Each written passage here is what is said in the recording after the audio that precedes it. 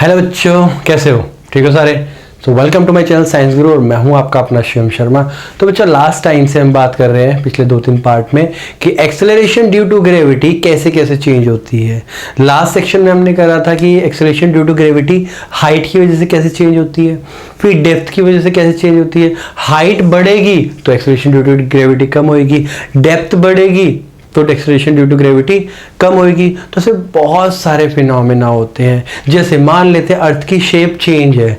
अर्थ एक स्फेरिकल नहीं, एक ओवल शेप है, एक एलिप्स की फॉर्म में है। अगर हम बात करें तो ऑब्वियस है, तो हर जगह रेडियस तो सेम है नहीं, हर जगह रेडियस समान ना होने की वजह से जब रेडियस सेम नहीं तो ग्रेविटी कैसे सेम हो सकती है। तो आज हम इस पार्ट में पढ़ेंगे कि अगर एक्सेलरेशन ड्यू टू ग्रेविटी में क्या इफेक्ट आएगा अगर शेप अर्थ की स्फेरिकल ना हो के एलिप्स की फॉर्म में हो। और जो सबसे बड़ी रेडियस है उसको क्या बोलेंगे, छोटी रेडियस को क्या बोलेंगे। तुम्हें पता है अर्थ रोटेट करती है तो भी उसकी एक्सेलरेशन ड्यू टू ग्रेविटी में वेरिएशन आती है। वो क्यों आती है? तो ये सारे की सारी चीजें हम इस लेक्चर में करने वाले हैं। तो चलो शुरू करते हैं। आज मैं स्टार्ट करने वाला हूं part number 5, variation of G number 1 due to shape of the earth, and next करने वाले हैं हम due to latitude. And what is this latitude? Rotation of earth. ये दो चीजें ग्रेविटेशन चैप्टर में आज मैं कराने वाला हूं और उसके बेस पे हम कुछ फॉर्मूलेस बनाने वाले हैं। तो चलो बिना टाइम खराब के स्टार्ट करते हैं। देखो, अगर मैं बात करूं शेप ऑफ द अर्थ की, सबसे पहले हम बात करेंगे शेप की, ड्यू टू शेप। अब देखो, ड्यू टू शेप में तुम्हें क्या लगता है क्या होना चाहिए? अगर अर्थ हम ध्यान से देखें तो अर्थ कुछ ऐसे होती है, क्लियर? वैसे तो ऐसे नहीं होती है, हम ऐसे ले लेते हैं, ऐसे भी नहीं होती है, बेसिकली एलिप्स की फॉर्म में होती है। हाँ, अब ठीक है, बेटर। तो होता क्या, बेसिकली ये सेंटर मान लेते हैं, तो एक रेडियस ये आ गई हमारे पास एंड एक रेडियस ये आ गई हमारे पास। Now this is centre. इस पॉइंट को हम बोलते हैं इक्वेटर और इस पॉइंट को हम बोलते हैं पोल। तो दो चीजें होती है, एक होती है पोल, एक होता है इक्वेटर। इक्वेटर पे रेडियस ज्यादा बड़ी होती है एंड अगर पोल की बात करें तो रेडियस छोटी होती है। साफ दिखाई दे रहा है। ये हमारे पास नॉर्थ है, ये साउथ है और ये वेस्ट है और ये ईस्ट है। तो मेरे पास यहां पे ये चीजें आ गई। देखो, अगर हम एक्सेलरेशन ड्यू टू ग्रेविटी की बात करें, since g is equal to capital GM by R square, ये हम पढ़ के आए थे। मतलब acceleration due to gravity radius पे डिपेंड करती है and these are inversely proportional. So keeping GM constant, अगर मास और ग्रेविटेशनल कांस्टेंट को हम कांस्टेंट रख दे, वो तो वैसे भी कांस्टेंट होता है, then G is inversely proportional to R square. ये किसके इनवर्सली प्रोपोर्शनल हो गया।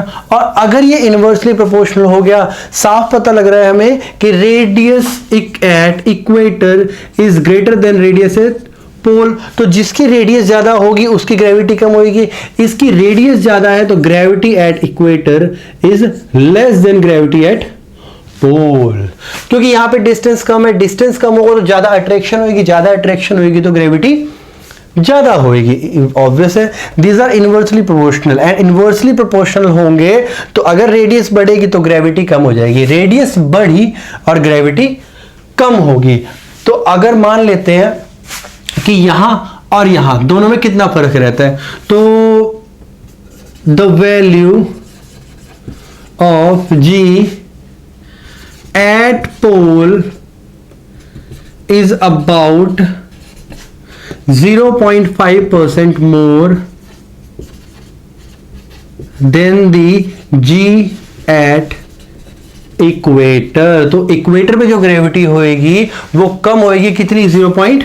अप्रोक्सीमेटली 0.5%। नाउ अगर मान लेते हैं अगर यहां ग्रेविटी कम है तो वेट भी कम होगा। मतलब अगर मैं बात करूं कि mg at equator is greater than less than mg at pole.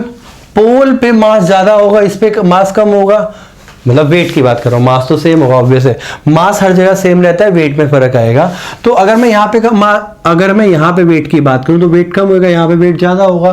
तो मान लेते हैं अगर मैंने यहां से 1 kg गोल्ड लिया और उस गोल्ड को यहां ले गया तो वो अप्रोक्सीमेटली 1.05% 1.05 ग्राम हो जाएगा। वाओ, कितना फर्क है ना, मतलब यहां का गोल्ड वहां जाएगा तो वेट बढ़ जाएगा क्योंकि उस पर ग्रेविटी ज्यादा लग रही है, और ग्रेविटी ज्यादा लगेगी तो यहां का वहां पे जाके हमें ज्यादा ग्राम देखने को मिलेगा। ये कर सकते हैं, अच्छा बिजनेस है, कांटेक्ट करें मेरे से, जरूर स्टार्ट करेंगे।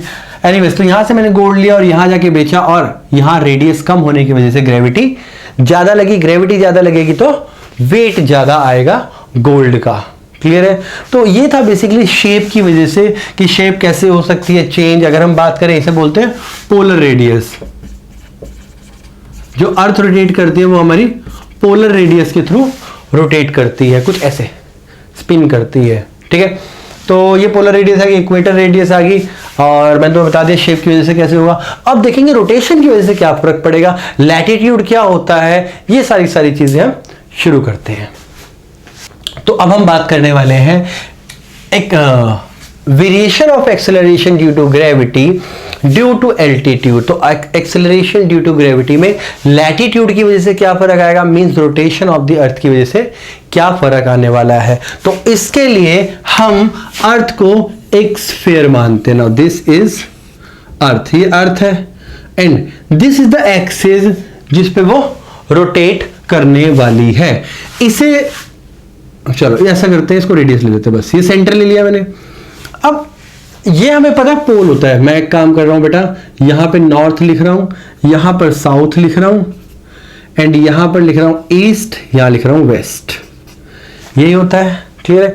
नो, ये तो आ गया हमारे पास पोल, मैंने तो बताया था ये क्या होता है पोल, और ये होता है इक्वेटर। एंड इक्वेटर पे जो प्लेन होता है उसे हम बोलते हैं इक्वेटोरियल प्लेन। तो मैं यहां पर एक प्लेन लेने वाला हूं जिसे बोलने वाला हूं इक्वेटोरियल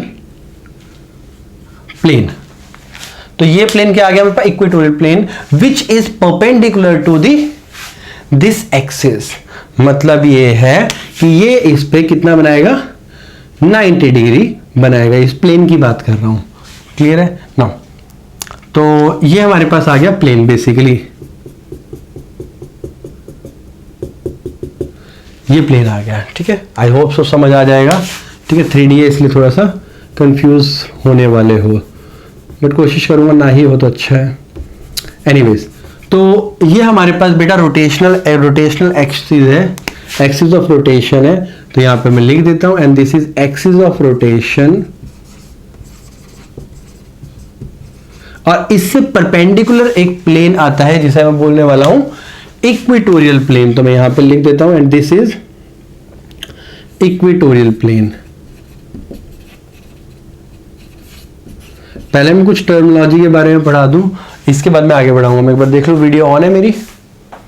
ऑन है। सो ये हमारे पास इक्वेटोरियल प्लेन। अब देखो, अगर मैं रेडियस की बात करूं तो ये हमारे पास है रेडियस, ये, and this is capital R, यही है। अब अगर ये रोटेट करेगी तो कुछ ऐसे रोटेट करेगी। मैं लेता हूं यहां पे ओमेगा।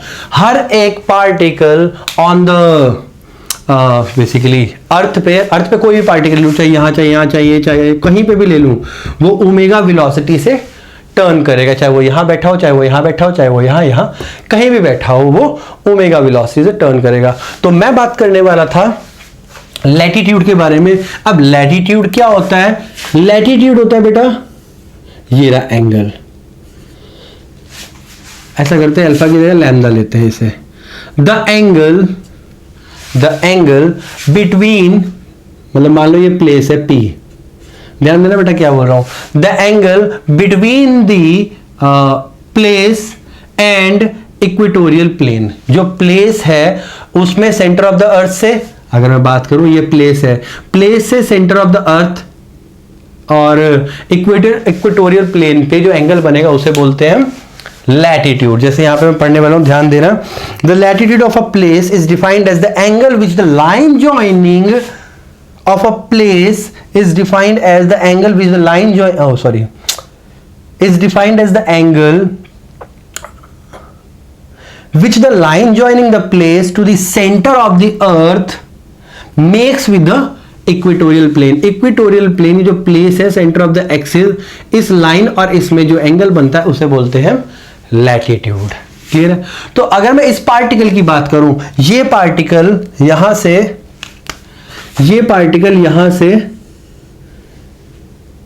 देखो, ये हमारे पास है आर, ये है लैम्डा। तो ऑब्वियस अगर मैं यहां पे देखूं तो एक ही आ गया, एक ही आ गया। अगर मैं यहां पे देखूंगा, ये आर है, वेक्टर के हिसाब से ये मेरे पास आर कॉस लैम्डा होना चाहिए, और ये वाला कंपोनेंट आर साइन लैम्डा होना चाहिए। क्लियर है? ये आर कॉस लैम्डा होगा तो ये भी आर कॉस लैम्डा होगा। बेटा समझना ध्यान से, ये आर कॉस लैम्डा होगा तो वो भी आर कॉस लैम्डा होगा। नाउ अब जब ये रोटेट करेगी, एकदम से ऐसे रोटेट कर रहा है, रोटेट करेगा तो बाहर की तरफ मुझे एक फोर्स मिलने वाली है विच इज सेंट्रीपिटल फोर्स। बाहर की तरफ मिलेगी सेंट्रीपिटल फोर्स या सेंट्रीफ्यूगल फोर्स, में दोनों एक ही फॉर्मूला होता है, कोई फर्क नहीं होता है ना। अब हो क्या रहा है ध्यान से देखेंगे, और इस पे जो पार्टिकल है, पार्टिकल का वेट जो होता है हमेशा डाउनवर्ड लगता है, परपेंडिकुलर डायरेक्शन। अगर यहां पे कोई बंदा खड़ा होगा तो उसको ग्रेविटी नीचे की तरफ खींचेगी, और यहां पर अगर हम बात करें तो नीचे की तरफ इसका वेट एक्ट करेगा। क्लियर है? समझ आ गया ना? तो मैंने जो जो चीजें रिजॉल्व करनी थी यहां पे वो चीजें ऑलमोस्ट रिजॉल्व कर दी है ना। तो अब देखते हैं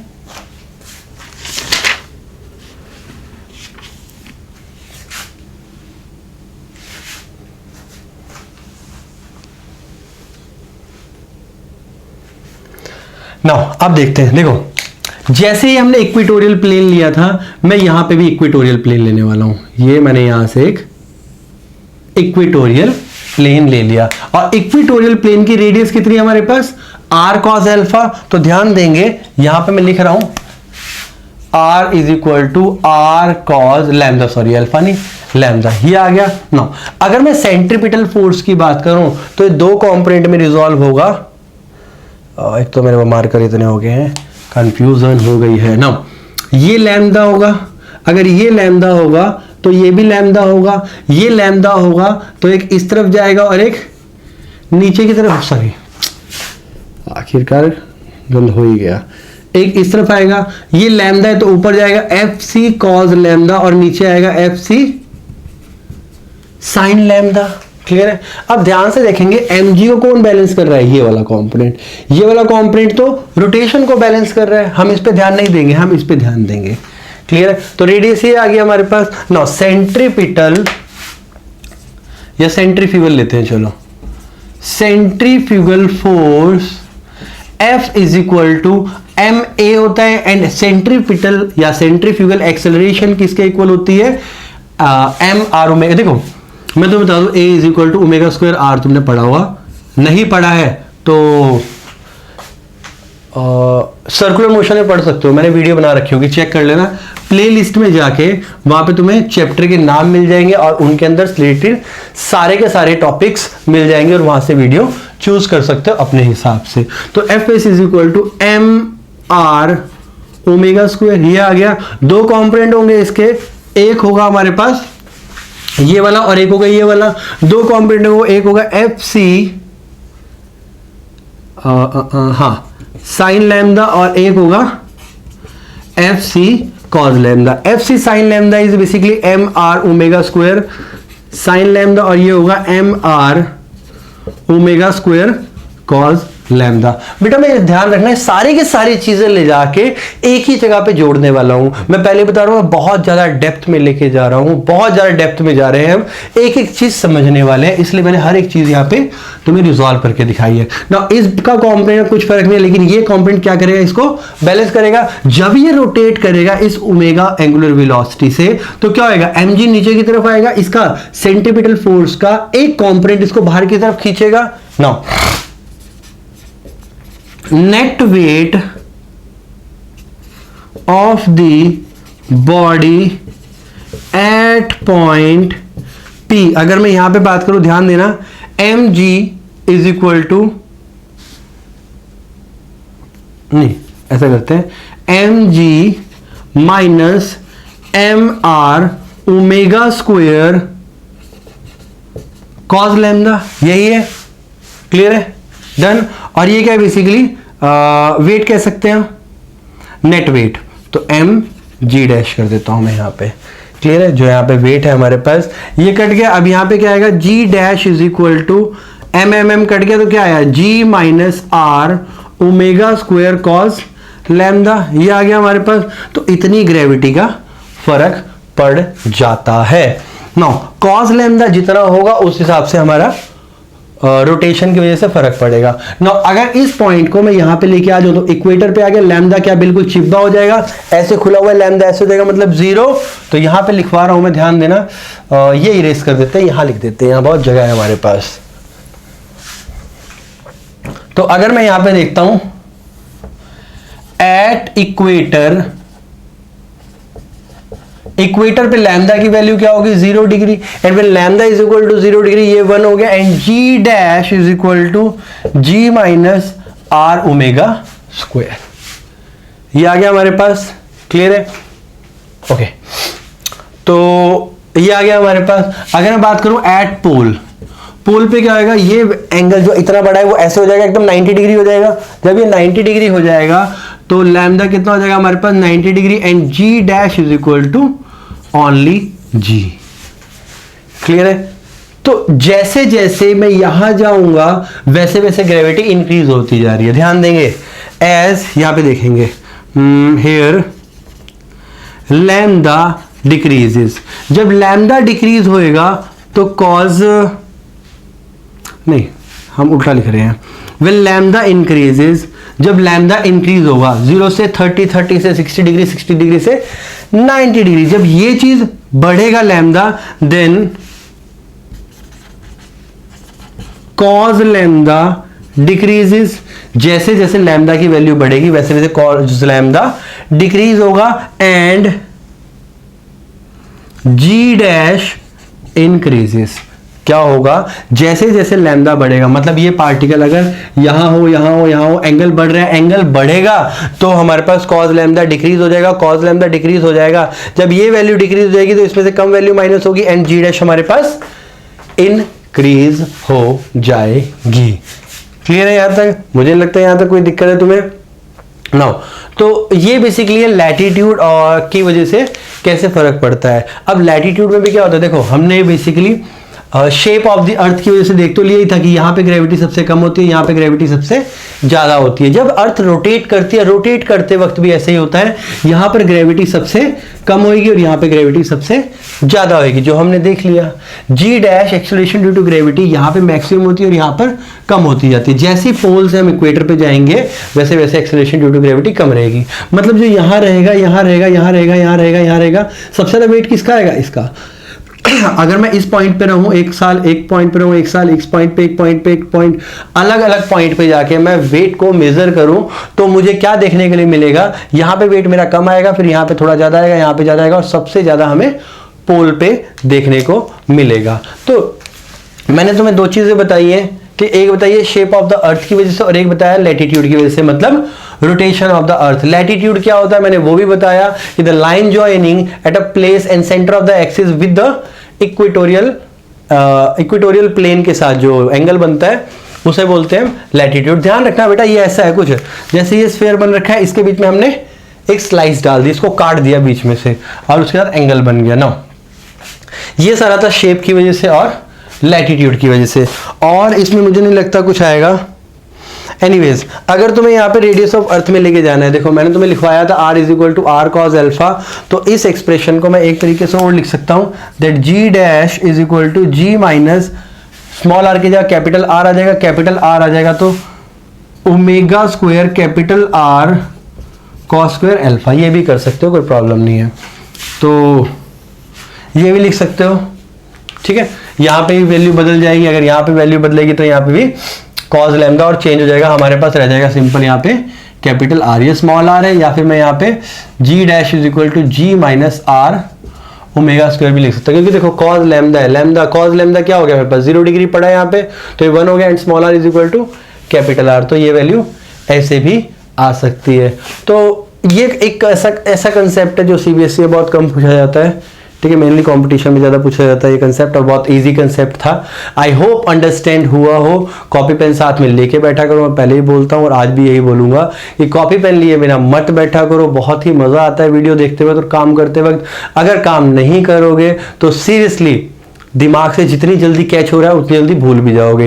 यही फर्क होता है ऑनलाइन और ऑफलाइन में। ऑफलाइन में तुम लोग लिखते रहते हो साथ साथ और मसल माइंड कोऑर्डिनेशन बना होता है।